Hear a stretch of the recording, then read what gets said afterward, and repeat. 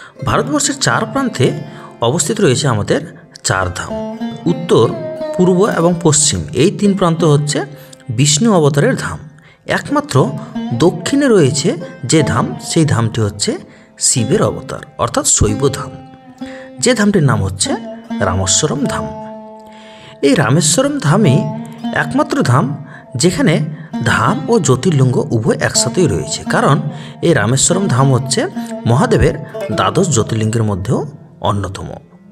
রামেশ্বরম তামিলনাড়ুর পম্বন দ্বীপের একটি ছোট্ট শহর হলেও এই শহরের কিন্তু হিন্দুদের কাছে একটি জনপ্রিয় তীর্থস্থান শুধু এমনটা নয়, বরং এর ঐতিহাসিক ও সাংস্কৃতিক তাৎপর্য উল্লেখযোগ্য।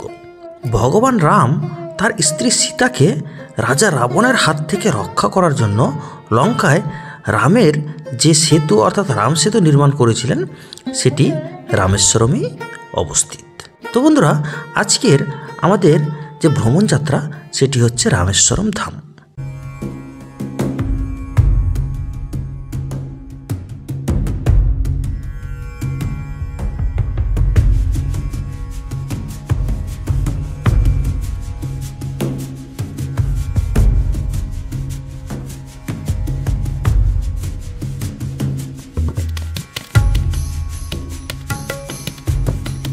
রামেশ্বরম যাওয়ার জন্য আমরা প্রথমেই চলে এলাম চেন্নাই এগমোর স্টেশনে। এখান থেকে রামেশ্বরমের যে যাত্রাপথ সেটি প্রায় 10 ঘন্টার মতো জার্নি। তো তার জন্য আপনারা যদি বিকেলে বা সন্ধ্যার ট্রেন ধরেন তাহলে সব থেকে ভালো হয়। তো আমরা বিকেলের দিকে ট্রেন ধরার জন্য বেরিয়ে পড়লাম। আমি বর্তমানে রয়েছি চেন্নাইয়ের এগমোর স্টেশনে এবং এখান থেকেই আজকে আমাদের যে রামেশ্বরম যাত্রা সেটা শুরু হচ্ছে। আমাদের ট্রেন রয়েছে 5:45 PM-এ। এখন ঘড়িতে বাজে আমাদের অলমোস্ট 4:30। এখান থেকে আমাদের রামেশ্বরম এক্সপ্রেস যাবে, যেটা মণ্ডপম হচ্ছে লাস্ট স্টপে। সেখান থেকে অটো ধরে তারপর আমরা রামেশ্বরমের যে চার ধামের মধ্যে অন্যতম ধাম এবং 12 জ্যোতির্লিঙ্গের মধ্যে অন্যতম জ্যোতির্লিঙ্গ রয়েছে, সেটা আমরা দর্শন করব। আমাদের যে ট্রেন ছিল সেটি হলো 2266 রামেশ্বরম সুপারফাস্ট এক্সপ্রেস, যেটি চেন্নাই এগমোর স্টেশন থেকে সন্ধ্যা 5:45 ডিপারচার টাইম এবং এটি রামেশ্বরম গিয়ে পৌঁছাবে ভোর 2:58 অর্থাৎ 3টার সময়।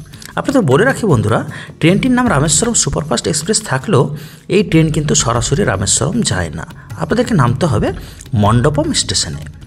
আপনাদের এই মণ্ডপম স্টেশনে নামার অন্যতম কারণ হচ্ছে এই মণ্ডপম এবং রামেশ্বরমের মিডলে রয়েছে পম্বন সেতু এবং সেই পম্বন সেতুর গল্প কম বেশি সকলেই জানেন। তো তার জন্য মণ্ডপম থেকে রামেশ্বরম অবধি কোনো সুপারফাস্ট ট্রেনই চলাচল করে না। সেখান থেকে কিছু স্পেশাল ট্রেন রয়েছে, আপনারা চাইলে সেই ট্রেনে করে চেঞ্জ করে তারপর আপনারা রামেশ্বরম পৌঁছতে পারেন, অথবা মণ্ডপম স্টেশনে নেমেই কিন্তু আপনারা অনায়াসে অটো ধরে তারপর রামেশ্বরম পৌঁছে যাবেন। তো যাই হোক, আমাদের ট্রেনের যে মণ্ডপম স্টেশনে অ্যারাইভেল টাইম সেটা 3টা থাকলেও প্রায় আধা ঘন্টা লেটে 3:30 নাগাদ আমাদের মণ্ডপম স্টেশনে রামেশ্বরম সুপারফাস্ট এক্সপ্রেস পৌঁছে দেয়। এবার মণ্ডপম স্টেশনতে নামার পরেই বাইরে দেখবেন প্রচুর সংখ্যক অটো এবং বাস পেয়ে যাবেন আপনারা। এখান থেকে যে রামেশ্বরমের অটো রিজার্ভ করতে হবে আপনাদের, যার ভাড়া আনুমানিক 300, 350, 400, যার কাছে যেরকম পায় সেইভাবে আপনাদের রিজার্ভ বুক করে নিতে হবে। তো আমাদের কাছ থেকে নিয়েছিল 350 টাকা এবং যে অটো ড্রাইভার ছিল সেটা যথেষ্ট ভালো ছিল। আমাদের জন্য বিশেষ করে অনেকটা সুবিধা হয়েছিল, তার কারণ সেই ড্রাইভার কিন্তু হিন্দি ভাষা বুঝতে পারতেন এবং বলতেও পারতেন। তামিলনাড়ুতে কিন্তু এই ল্যাঙ্গুয়েজ প্রবলেমটা একটা বিশাল বড় ফ্যাক্টর, তাই আপনারা যার সাথে যাত্রা করবেন সেটি হিন্দি ভাষা বোঝে কি না সেটা অবশ্যই একবার যাচাই করে নেওয়া প্রয়োজন।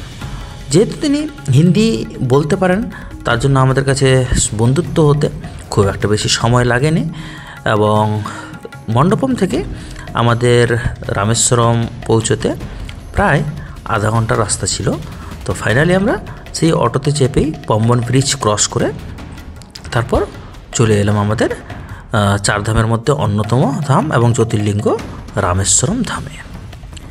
আমাদের রামেশ্বরম ধাম প্রায় 4:30 নাগাদ পৌঁছে যায় এবং সেখানেই রামেশ্বরম ধাম পৌঁছে গিয়ে আপনাদের প্রথম কাজ হচ্ছে সমুদ্র স্নান। তো বন্ধুরা, ফাইনালি আমরা এখন অটো থেকে নেমে পড়েছি, রামেশ্বরম পৌঁছে গেছি। আমার পেছনে যে টেম্পলটা দেখতে পাচ্ছেন, এটাই হচ্ছে আমাদের 4 ধাম এবং দ্বাদশ জ্যোতির্লিঙ্গের মধ্যে অন্যতম রামেশ্বরম ধাম বা রামেশ্বরম মন্দির বলতে পারেন। তো এখান থেকে অটো থেকে নামার পর এবার আমরা চলে যাব সরাসরি সমুদ্রে। রামেশ্বরম ধামে দর্শন করার আগে প্রথমে সমুদ্র স্নান, তারপর হচ্ছে 22 কুণ্ডে স্নান, তারপর আমাদের রামেশ্বরম মন্দির দর্শন করতে হয়। তো সেই জন্য আমরা এখন সরাসরি চলে যাব সমুদ্রের দিকে। এই যে দেখুন, এখানে আমার পেছনে রয়েছে রামেশ্বরম মন্দির, আর এদিকে রয়েছে আমাদের সমুদ্রে যাওয়ার রাস্তা। তো চলুন বেশি দেরি না করে এবার আমরা সমুদ্রের দিকে এগিয়ে যাই। সমুদ্রতে আপনারা লাইটের যথেষ্ট বন্দোবস্ত রয়েছে, অন্ধকারের মধ্যেও আপনারা লাইটের আলোতে স্নান করতে পারেন। এবং সেখানে সমুদ্র স্নান করে নেওয়ার পর আপনাদের অবশ্যই যেটা সেকেন্ড স্নান রয়েছে সেটা হচ্ছে 22 কুণ্ডে স্নান।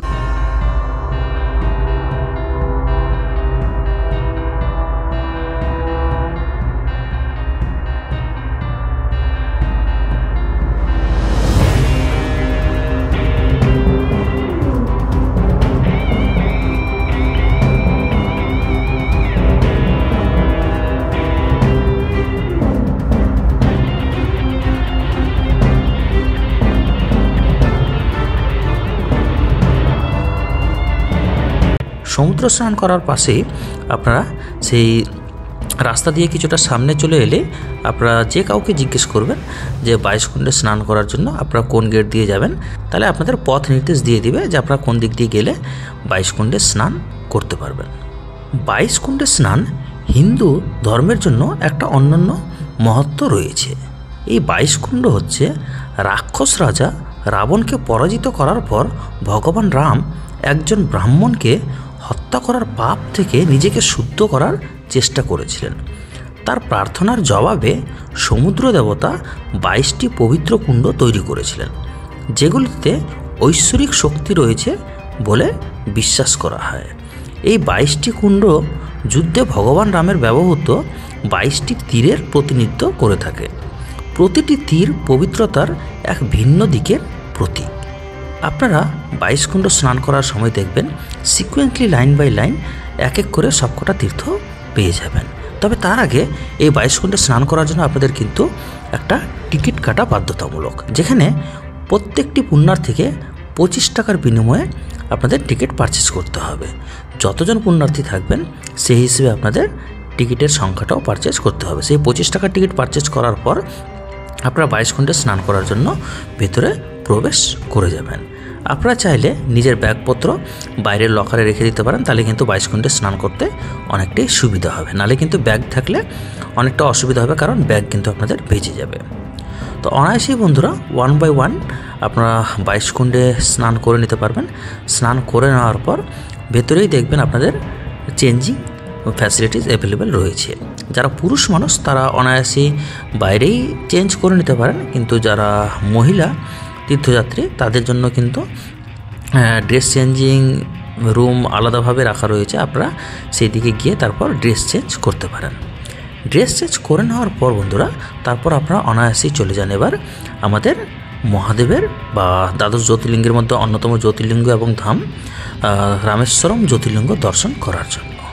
রামেশ্বরম জ্যোতির্লিঙ্গে দর্শন করার জন্য ভেতরে কিন্তু ফটোগ্রাফি নট অ্যালাউড রয়েছে, তবে আপনারা চাইলে কিন্তু মোবাইল নিয়ে প্রবেশ করতে পারেন। মোবাইল বাইরে রাখার তেমন কোনো বাধ্যবাধকতা নেই, আপনারা মোবাইল পকেটে রাখতে পারবেন, তবে ছবি তোলা নিষেধ রয়েছে। সেই দিকটা একটু খেয়াল করবেন, কারণ রামেশ্বরম ধামে ডিসিপ্লিন কিন্তু অনেকটা মাইনে রাখে। তাই এবার সকল তীর্থযাত্রীর মাঝখানে আপনি ডিসিপ্লিন ভঙ্গ করবেন, এটা কোথাও একটা খারাপ দেখায়। তাই সেই জিনিসটা সকলকেই একটু মেনে চলা প্রয়োজন যতক্ষণ অবধি দর্শন না হয়। দর্শন করে নেওয়ার পর বন্ধুরা তারপর আপনারা চাইলে বাইরের দিকে এসে কিছুটা চাইলে ফটোগ্রাফি করতে পারেন, সেদিক দিয়ে খুব একটা বাধা প্রদান করা হয় না। এবং রামেশ্বরম মন্দিরের ভেতরের যে চিত্রটা সেটা কিন্তু এক কথায় অসাধারণ। ভারতবর্ষে যতগুলো মন্দির রয়েছে তার মধ্যে রামেশ্বরমের ভিতরের ভিউটা কিন্তু একদমই অন্যরকম। এই যে কারুকার্যগুলো এর কিন্তু কোনো তুলনা হয় না। তো আশা করছি বন্ধুরা আপনারা রামেশ্বরম ধাম কীভাবে পৌঁছবেন এবং সেখানে কি কি নিয়ম রয়েছে সব কিছুই আপনাদের সাথে পুঙ্খানুপুঙ্খভাবে তুলে ধরার চেষ্টা করলাম। তো আপনাদের আজকের এই রামেশ্বরম ধামের ভিডিওটি কেমন লেগেছে অবশ্যই কমেন্ট বক্সে জানিয়ে যাবেন এবং যদি ভালো লেগে থাকে অবশ্যই সকল বন্ধুদের সাথে শেয়ার করবেন। হর হর মহাদেব।